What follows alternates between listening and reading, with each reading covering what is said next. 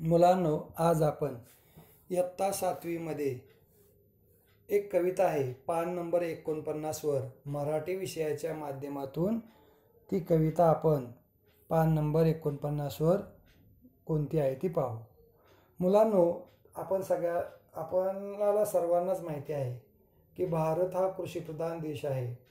भारतामधील 70% जनता ग्रामीण भागामध्ये राहते आणि ही जनता ग्रामीण भागामध्ये राहून शेतामध्ये पीक पेते, अन्नधान्य पिकवते.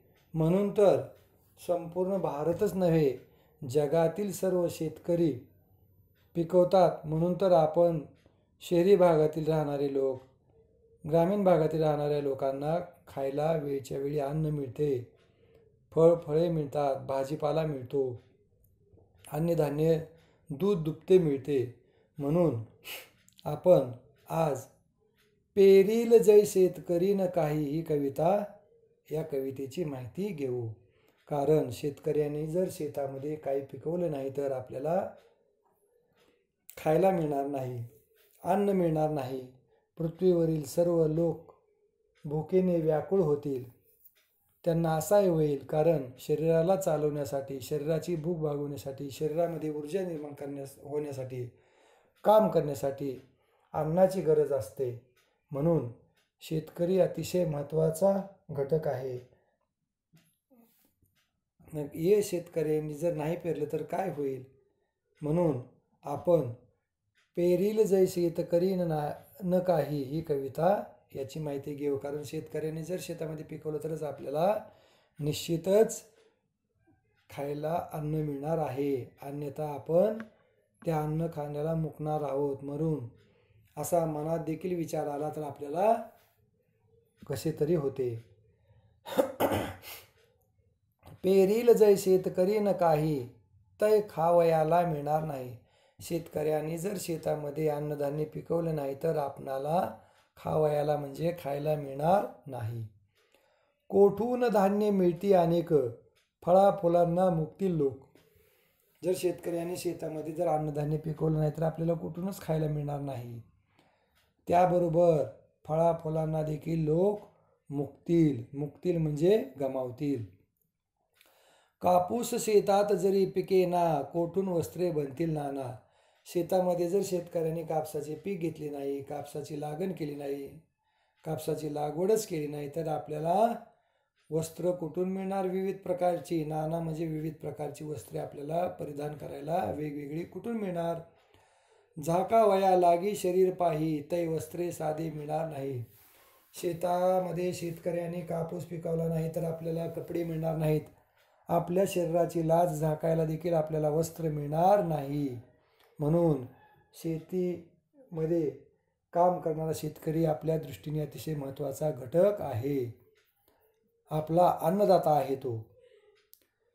पेरीन तो तीळ, तरी तिळेल तयावया लागी कसे मिळेल. त्याने जर शेतामध्ये तीळ म्हणजे काहीच पेरलं नाही तर आपल्याला तळायला तरी तेल मिळेल का?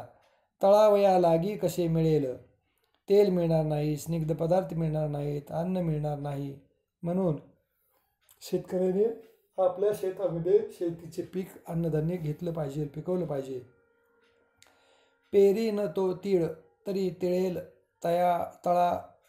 तळावया लागी कसे मिळेल. जगात होईल अनर्थ सारा. शेतकऱ्याने शेतामध्ये जर काही पिकवलं नाही, फळे, भाजीपाला, अन्नधान्य, तर आपल्याला मिळणार नाही खायला. तेल देखील मिळणार नाही. म्हणून जगात सर्वत्र काय होईल? अनर्थ होईल. अनर्थ म्हणजे संकट येईल जगावर मोठे. जसं आता कोरोनाचं संकट आले ना, त्यापेक्षाही मोठं संकट येईल. भूक बळीचं, अन्नधान्य न मिळण्यामुळे उपासमार होईल लोकांची. पेरी न तो तीळ, तरी तिळेल तळावया लागी कसे मिळेल. जगात होईल अनर्थ सारा, जरी रुसे शेतकरी बिचारा. शेतकरी जर रुसला तर आपल्याला संपूर्ण जगावर अनष्ट संकट येईल, अनर्थ होईल.